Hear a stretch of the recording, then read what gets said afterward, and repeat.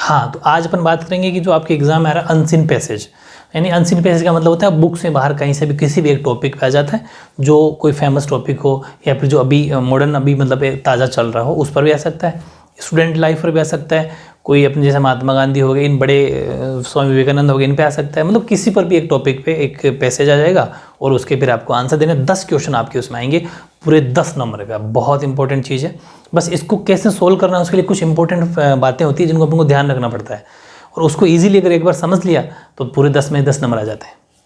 छोटी सी बात, सबसे पहले क्या करना है कि जब आपको एक अनसीन पैसेज मिलता है उसको बहुत ही अच्छे से, बिल्कुल कहते हैं ना एकदम वहीं पर एक जगह ध्यान लगा के एकदम फुली कंसंट्रेट होके उसको पूरा पढ़ना है, ठीक है।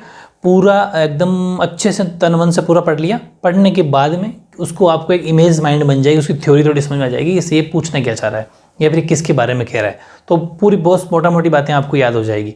वो होने के बाद में 10 क्वेश्चन मिलेंगे। उस 10 क्वेश्चन को कैसे सोल्व करना है, सबसे पहली बात तो ये कि टेंस जिसके मजबूत हैं तो ये 10 नंबर पक्के हैं उसके। तो टेंस के वीडियो मैंने आपको बहुत सारी बड़ी प्लेलिस्ट है, उसमें बहुत सारे वीडियो बना रखे हैं। उसका ध्यान क्या रखना है, जो अपने 10th वाले चैनल पे जाके आपको पढ़ना पड़ेगा, MVCS ऑफिशियल वाले पे। उस पर करना क्या है आपको कि जैसे स्टार्टिंग में जो मैंने बेसिक इंट्रोडक्शन वाले वीडियो बताई ना, स्टार्टिंग में जो 1-2 हैं उनको, वैसे तो आपको सारे ही देखने हैं क्योंकि मैं बहुत सारी बातें ना जैसे आगे जैसे जैसे काम आती है उस अकॉर्डिंग बताता रहता हूँ, कोई अलग से सेपरेट वीडियो नहीं बनाता, उसी में डाल देता हूँ। तो सारे वीडियो अगर आपने देख लिए तो आपके लिए ये अनसीन पैसेज कोई बड़ी चीज़ नहीं है, वरना तो ये मुश्किल हो सकता है। अब फिर भी क्या ध्यान रखना है, सबसे पहली बात ये है कि क्वेश्चन जिस टेंस में चल रहा है ना तो आपको आंसर भी उसी टेंस में देना है। एक चीज़ तो ये, जैसे अगर क्वेश्चन आ गया प्रेजेंट टेंस में है, ठीक है, प्रेजेंट टेंस में मतलब एस या एस लगा हुआ है तो आप वापस आंसर आपको प्रेजेंट टेंस में ही देना है। इंडेफिनिट तो इंडेफिनिट में चलाना, पास्ट है तो पास्ट में चलाना है, ये ज़रूर ध्यान रखना है। फ्यूचर तो फ्यूचर में चलाना है, ये बड़ी चीज़ है। दूसरी बात, आंसर टू द पॉइंट होना चाहिए। टू द पॉइंट का मतलब जितना पूछा उतना ही आंसर देना है। किसी ने जगह पूछी कि वह कहाँ पर है, अब आप पैसेज में 2 लाइन मैच कर ली कि ऐसा कैसा वहाँ पैसेज मिल रहा है, पूरा पूरा छाप दिया। जबकि उसने पूछा था कि ये पूछ लिया कि हमारे देश की कैपिटल क्या है, वो आंसर सिर्फ न्यू दिल्ली इतना सा देना था, ज़्यादा बड़ा नहीं देना, सिर्फ इतना सा न्यू दिल्ली बस। या फिर आप चाहते हो the capital of India is, तो वो बात अलग है, थोड़ा सा लिखना, बाकी कोई ज़रूरत नहीं होती। टू द पॉइंट और करेक्ट इंग्लिश में लिखना। करेक्ट इंग्लिश का मतलब इसमें टेंस सही होना चाहिए, हेल्पिंग वर्ब का कहाँ यूज़ करना है, कौन सी वर्ब आएगी, फर्स्ट फॉर्म प्लस आईएनजी या फिर सेकंड फॉर्म थर्ड फॉर्म, वो सारी आपका यूज़ होना चाहिए। उसका तो होना ही, वो उसका सबसे बेस्ट फंडा है कि आप टेंस मजबूत करो। इंग्लिश में क ख गड़े हैं टेंस, जैसे हिंदी में क ख गड़े सीखने के बाद में अपन हिंदी सीख पाते हैं, अपना नाम लिख पाते हैं, 12 कड़ी और क ख गड़े, वैसे ही टेंस इंग्लिश की 12 कड़ी और क ख गड़े हैं। अगर टेंस को मजबूत कर लिया तो इंग्लिश की शुरुआत टेंस से होती है, चाहे स्पीकिंग चाहे राइटिंग दोनों में, ठीक है, ये ध्यान रखना। और स्पीकिंग की कोई ज़रूरत नहीं होती। खूब सारे स्टूडेंट टाइम वेस्ट कर रहे हैं कि स्पीकिंग कोर्स कर रहे हैं, फलना कर रहे हैं, अरे ज़रूरत ही नहीं है स्पीकिंग की, आप स्पष्ट हिंदी बोलिए, कोई टेंशन नहीं, लेकिन आपको रिटन इंग्लिश आनी चाहिए। बोलने वाली इंग्लिश और लिखने वाली इंग्लिश में रात और दिन का फ़र्क है। बोलते टाइम बहुत चीज़ें शॉर्ट में यूज़ करते हैं, लेकिन यहाँ पर प्रॉपर ग्रामर का यूज़ होना चाहिए राइटिंग के अंदर, इसलिए मजबूत करनी है ग्रामर, ठीक है। बोलने वाली की कोई ज़रूरत नहीं होती। बड़े बड़े एग्जाम में भी, सिविल सर्विसेज में इंटरव्यू आप हिंदी में दे सकते हो, कोई फ़र्क नहीं पड़ता, बस आपको करना क्या कि ये ग्रामर मजबूत करनी है। अब कुछ बातें और हैं, इनके सीधे सीधे मीनिंग आने चाहिए, तो सब हर किसी को आते भी होंगे। खूब सारे स्टूडेंट ऐसे भी जिनको इनके भी वर्ड नहीं आते, फिर वो आंसर नहीं दे पाते। जैसे कि वैन है, एग्जाम्पल ले रहा हूँ, वैन का मतलब कब, मतलब उसने कोई टाइम पूछा है कि वह कब गया या किस टाइम पर गया, ऐसे इनका तो मीनिंग आना चाहिए। हु मतलब कौन पूछ रहा है, मतलब एक किसी का नाम पूछ रहा है कि वहाँ कौन गया था, बस इतना सही। या फिर हुज मतलब किसका, किसके लिए, ठीक है। होम किसका किसको, ये भी सेम, वैसे सेम ही वर्ड होते हैं।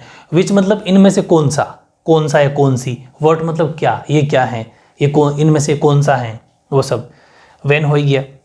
वेयर हमेशा किसी प्लेस को या जगह को इंडिकेट करता है, ये आपसे हमेशा आपको जगह पूछेगा, ठीक है, कि ताजमहल कहाँ है, तो आपको बस वो जगह भरनी है। वाई मतलब क्यों, और वाई वाले सेंटेंस की एक खास बात और होती है, जिस भी क्वेश्चन में वाई लिखा हो उसके अंदर आपको आंसर में बिकॉज पक्का लिखना है, क्योंकि ये पूछ रहा है क्यों, तो आंसर में आएगा क्योंकि, समझ गए, क्योंकि का मतलब बिकॉज, वो ध्यान रखना है। तो वाई जिसमें भी आएगा बिकॉज यूज करना है, बाकी सब क्यों या किस लिए होता है उसका मतलब। हाउ मतलब कैसे, ये कैसे हो गया वो चीज़, ठीक है, या फिर किसकी हेल्प से हुआ। हाउ मच कितना, ठीक है। How many, how long, how far कितनी दूर तक गया है, हाउ ओल्ड कितना बड़ा है, क्या वो सब बात है, कितना पुराना है। और हाउ आफ्टर का मतलब है कितनी बार या कब कब, ठीक है। हाउ ऑफ्टन है, ऑफ्टन OFTEN, ठीक है, तो ये इजीली हो जाएगा। इनको आपको एकदम अच्छे से याद करना, रट लेना है, मतलब मेरा कहने का मतलब ये है, ये तो आपको करनी पड़ेंगे। फिर कुछ बातें मैंने और ली है, वो देखो, वो है हाँ, ये चीज़ जो टेंस वाली में, हालांकि बेसिक इंट्रोडक्शन का जो वीडियो बनाया था सबसे पहले वाला, ये वहाँ पर है, पूरी चीज़ें सिखा रखी है। जिस भी सेंटेंस में डज आ जाए हमेशा V1 + एस यूज होगा उसके अंदर, ठीक है। और जैसे मैं एक एग्जांपल लेता हूँ, चलो सिंपल एग्जांपल लेते हैं कि कोई किसी का भी नाम ले लिया, suppose Mohan goes to school. अब एक बात को समझना, ये अपने सिंपल एग्जांपल लिया, मोहन गोज टू स्कूल। अब यहाँ पर सेंटेंस में एस लग गया, और इसी को मैं अगर ये है कि मोहन स्कूल जाता है, मतलब प्रेजेंट सिंपल टेंस है, और यही क्वेश्चन ऐसा होता है कि क्या मोहन स्कूल जाता है, तो आप क्या बनाते, डज। ध्यान से समझना, डज, ये फिर सब्जेक्ट आ गया मोहन, और फिर गो, बस बाकी टू स्कूल। बस ये कहना चाह रहा हूँ कि जिस भी सेंटेंस में डज लग गया, जिस भी सेंटेंस में डज लग गया, कि यही सेंटेंस अगर ऐसा था, does Mohan go to school, तो आपको आंसर क्या देना है, मोहन गोज टू स्कूल। मतलब जिस सेंटेंस में डज लग गया वहां पर V1 + एस या एस लगाना है, गो के साथ में गोज, ये बात थी इसमें, ठीक है। दूसरा क्या था कि जिस सेंटेंस में डज नोट आ जाए या फिर डज आ जाए, जैसे कि अगला आ गया, does Mohan not go to school, ये नॉट है यहाँ पर, ठीक है, नो गो टू स्कूल, इस बात को समझना। Does Mohan not go to school, ये आया, तो डज नॉट आ गया। जिस सेंटेंस में डज नॉट आ जाएगा तो डज नॉट के बाद में V1 आएगी, वर्ब की फर्स्ट फॉर्म आएगी, ठीक है। V1 का मतलब है कि मैंने आपको हालांकि बता रखा है वहाँ पर टेंस में, डू, डज और डिड जिस भी सेंटेंस में आ जाए उसके बाद में हमेशा वर्ब की फर्स्ट फॉर्म आएगी, भले ही वो सिंगुलर क्यों ना हो, क्योंकि एस एस कहाँ लगता है, डू डज के साथ में एस एस लगता है। डू डज का मतलब प्रेजेंट सिंपल टेंस, लेकिन डू डज आने के बाद वो सेंटेंस वर्ब की फर्स्ट फॉर्म लगती है, एस एस नहीं लगता, ये जरूर ध्यान रखना है, ठीक है। हालांकि मैं बेसिक इंट्रोडक्शन सारी बातें बता रखी है। तो डज नॉट जिस सेंटेंस में आ जाएगा, आंसर देते टाइम डज नॉट + V1 करना है। डज आ जाए तो V1 + एस लगाना आंसर देते टाइम, और डू + V1 आ जाए तो आपको सिर्फ V1 लगाना आंसर देते टाइम, किसमें, पैसेज में। फिर डू नॉट + V1 हो तो आपको डू नॉट + V1 ही रखना आंसर देते टाइम, और जिस सेंटेंस में डिड + V1 हो तो आपको आंसर देते टाइम V2 रखना है, वर्ब की सेकंड फॉर्म रखनी है। इस चीज़ का ध्यान रखना, बस ये कुछ बेसिक बातें आपको समझ में आ रखी होगी टेंस वाली, वो चीज़ें ध्यान रखनी है, ठीक है। इसके बाद में सुनो कि वाई से, या मैंने अभी जो बताया था आपको, वाई से स्टार्ट होने वाले क्वेश्चंस के आंसर में बिकॉज लगाना है, हमेशा बिकॉज लगाना है। एग्जांपल लेते हैं, जैसे ये रहा कि why did she not go there, एक एग्जांपल ये कि why did she not go there, इसका मतलब ये है कि वह वहाँ क्यों नहीं गई थी, या वह वहाँ क्यों नहीं गई, तो आंसर क्या आया, she did not go there because, वह वहाँ नहीं गई क्योंकि शी वॉज बिजी, वह बहुत ज़्यादा व्यस्त थी, बिजी थी, तो बिकॉज आया सेंटेंस में, ठीक है। और बाकी तो समझते ही, वहीं से स्टार्ट करना। शी, अब डिड नॉट एक साथ आ जाएगा, शी डिड नॉट। अब सुनो तो क्या खास बात रही, ये टेंस कौन सा है, पास्ट सिंपल, पास्ट सिंपल है, आंसर भी पास्ट सिंपल में ही है, डिड का डिड ही रखना है, मतलब ये ध्यान रखना, जिस क्वेश्चन जिस टेंस में आंसर भी उसी टेंस में रखना है। तो she did not go there, उतना सेम टू सेम, बिकॉज, फिर कारण बता दो क्यों, क्या कारण था, तो शी वॉज बिजी। अब यहाँ पर भी टेंस पास्ट टेंस में ही है, क्योंकि वो बिजी थी, वॉज वर्ब पास्ट कंटिन्यूस की हेल्पिंग वर्ब होती है, मतलब कि यहाँ पर भी पास्ट ही टेंस चलेगा, इसका ध्यान रखना है। दूसरी खास बात, अगली खास बात ये कि क्वेश्चन में अगर देयर मिड में हो, देयर अगर मिड मध्य में हो, मिड में हो, तो देयर से ही स्टार्ट होते हैं आंसर, तो यहाँ लिख देता हूँ, तो आंसर देयर से ही स्टार्ट होता है। जैसे कि एग्जाम्पल ये अपन है, ये रहा, how many students are there in your school. आप हाउ मेनी का मतलब देखो, हाउ मेनी मतलब कितने, आपके विद्यालय में कितने स्टूडेंट या विद्यार्थी हैं, कितने, बीच में क्या है, how many students are there in your school, बस यहीं से स्टार्ट करना है, क्योंकि देयर मिड में है। आंसर क्या आ जाएगा, there are 1000 students in my school, there are 1000 student in my school. Starting कहाँ से करी अपने, देयर से। अब दूसरी बात ध्यान रखो, यहाँ पर प्रेजेंट कॉन्टिन्यूस था आर, यहाँ आंसर में भी प्रेजेंट कौन, मतलब टेंस जिसमें हो आंसर उसी टेंस में देना है, ये गलती मत कर देना, वरना भले ही आंसर सही लिखा हो आपने और अगर हेल्पिंग वर्ब उल्टी सीधी लिख दी तो क्रॉस। इसके लिए टेंस के बेसिक इंट्रोडक्शन वाला पार्ट 1 स्टार्टिंग में ज़रूर देख लेना, उसमें सब कुछ है। हालांकि मैं उसको अभी पिन और कर दूंगा, उस पूरी प्लेलिस्ट को इसी के अंदर आपको फर्स्ट वीडियो के अंदर पिन कर देंगे, आप देख लेना, ठीक है। फिर एक क्वेश्चन है, हाँ ये बढ़िया, ये भी काफ़ी अगर लेवल का आए कोई पैसेज तब भी आता है कि व्हेन प्लस क्लोज आए। क्लोज का मतलब कोई एक फिक्स सेंटेंस, एक क्लोज होती है, पूरा एक ही लाइन होती है पूरी, व्हेन के बाद में क्लोज हो तो आंसर देते समय व्हेन प्लस क्लोज को सबसे पहले लिखना है। अभी एग्जांपल लूंगा, व्हेन, व्हेन वॉज नहीं है भाई, यहाँ पर वर्ड वॉज करना, है ना, when फिर तो पूछ रहा है वापस, what was he doing when you reached there, वह क्या कर रहा था जब आप वहाँ पहुँचे।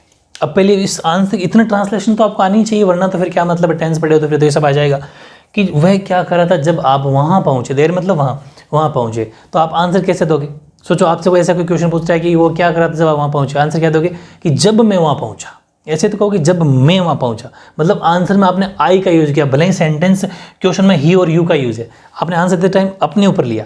तो व्हेन आई रीच्ड देयर, इतना तो जानते हो ना कि व्हेन आई क्यों लगा, क्योंकि आंसर खुद पे लेके देना है। तो ये होगी क्लोज, आई रीच्ड देयर, ये पूरी क्लोज है। यू रीच्ड देयर है ना, व्हेन प्लस क्लोज। क्लोज का मतलब एक पूरा एक तरीके से पूरी सेंटेंस कोटेशन उठा के रखना होता है, लेकिन हाँ थोड़ा सा कॉमन सेंस यूज करना है, सब्जेक्ट तो अपने ऊपर लेना है ना। तो व्हेन प्लस क्लोज सबसे पहले आएगा, वही बात की सबसे पहले वो लिखना है। तो व्हेन आई रीच्ड देयर, बाकी वही ही वॉज क्या कर रहा था, वो तो आपको पैसेज में से आंसर देखना है कि जब आप वहाँ गए तो क्या कर रहा, पढ़ाई कर रहा था। तो ही वॉज स्टडिंग इंग्लिश, वह इंग्लिश पढ़ रहा था। टेंस पास्ट में ही है, देख लो, वॉज तो वॉज पास्ट में ही है। इस तरीके से ये कुछ बातें थी बहुत खास, और ये मैंने छोटी सी बातें कुछ बातें लिखी है कि अनसीन पेजेस आपके 10 नंबर का आएगा, 10 क्वेश्चन आएंगे, सभी क्वेश्चन एक एक नंबर का होगा। उसमें खास तौर से जो नीचे वाले क्वेश्चन 9वां और 10वां जहाँ तक पूछा जाता है, उसमें 2 अपोजिट पूछे जाते हैं, विलोम शब्द। और उसकी खास बात क्या है, खास बात सुनो इसकी, राज की बात ये है कि उसमें जो 2 अपोजिट पूछेंगे, जैसे आपसे उसने अपोजिट पूछ लिया वार्म, वो मतलब गर्म, आपको इसका आंसर आता है कोल्ड, ठीक है, या कूल। तो अब वार्म ऐसे ले रहा हूँ, एग्जाम्पल ले रहा हूँ, कूल मान लो चाहे, है ना। तो अब आपको ये नहीं सोचना कि बिना देखे वार्म देखकर कूल भर दिया, वो कूल उस पैसेज में होना चाहिए। हो सकता है पैसेज में कोल्ड हो, तो आपको कूल नहीं भरना, कोल्ड भरना है, मतलब वो शब्द पैसेज में होना चाहिए, समझ गए, ये ज़रूर ध्यान रखें। जैसे अगर हो सकता है कि और भी खूब सारे ऑपोजिट पूछ ले, तो ऑपोजिट ऐसा नहीं कि आपको आता है उसका आंसर मन से लिख दिया, मन से नहीं, वही आंसर उस पैसेज में होना चाहिए, भले ही वो आपको आंसर आता हो, आप वाला नहीं लिखना वहाँ पर। 2 सिमिलर वर्ड होते हैं, 2 सिमिलर का मतलब ऐसा कोई मीनिंग दे देगा कि जैसे किसी भी एक शब्द देगा उसका मीनिंग वो भी और भी होता है, ठीक है। जैसे कि कोई जाना दे दिया गो, अब गो से रिलेटेड वहाँ पर और भी कोई होगा कि आउट ऑफ हाउस, मतलब ऐसा मान लो कि अब्रोड जाना, अब्रोड का मतलब अगले देश, यहाँ दूसरे देश में जाना, तो वो उससे रिलेटेड कोई वर्ड हो तो गो का रिलेटेड वर्ड वो अब्रोड वर्ड देंगे। ऐसा 2 वन वर्ड होंगे, वन वर्ड का मतलब एक लंबी लाइन होगी फ्रेजेस टाइप, उसका एक शब्द में आंसर होगा, कोई बड़ी लाइन होगी और उसका एक शब्द में आंसर होगा, बस वो वन वर्ड होता है। ऐसा भी आ जाता है। जहाँ तक ऑपोजिट का आता है 9वां क्वेश्चन, एक 10वां, इन दोनों में से कोई एक आता है, या तो कोई सिमिलर वर्ड पूछ लेता है उस जैसा कोई शब्द छांटो, या फिर ये पूछ लेता है कि पूरी एक कोटेशन या फ्रेज दे देगा, फ्रेज का आपको आंसर देना होता है, वो इसका ध्यान रखना, थोड़ी सी प्रैक्टिस करनी है। तो ये 2 तो थोड़ी बहुत मुश्किल लेवल के होते हैं, क्योंकि अगर आपको थोड़ी आपकी वकैब अच्छी है तब तो आप इसका आंसर दे पाते हो, वरना ये थोड़े गलत हो जाते हैं। लेकिन 8 नंबर पक्के हैं, 8 तो स्ट्रिक्ट से हो जाएंगे। इन 2 के लिए थोड़ी अगर अच्छी वकैब है और थोड़ा बहुत आपको अंदाज़ा लग जाएगा उसमें थोड़ा हिंदी ट्रांसलेशन करने में, तो ये भी इजीली हो जाएगी, कोई बड़ी बात नहीं है, ठीक है। अब क्या करना है, इस मेरी बातों को आज को अभी भी फॉलो करना है, और इन सारी जितनी भी बातें मैंने लिखी इसको हाथों हाथ रट देनी है, क्योंकि अभी तुरंत आपके टेस्ट आ रहा है, ठीक है। अनसीन पैसेज का घंटे भर बाद में टेस्ट आ जाएगा। वो अनसीन पैसेज का कम से कम मैं 5 आपके अनसीन पैसेज दूंगा, जो आपकी गाइड में से दूंगा आज तो, फिर जो एग्जाम होंगे उससे पहले को और खूब सारे टेस्ट ले लेंगे जो मन से और दे दूंगा बना के, लेकिन अभी आपकी गाइड से लेंगे ताकि आपकी प्रैक्टिस हो जाए। आपको कुल मिला के सीखना है आंसर देना, बाकी कोई बड़ी बात नहीं है, कहीं से मिलो।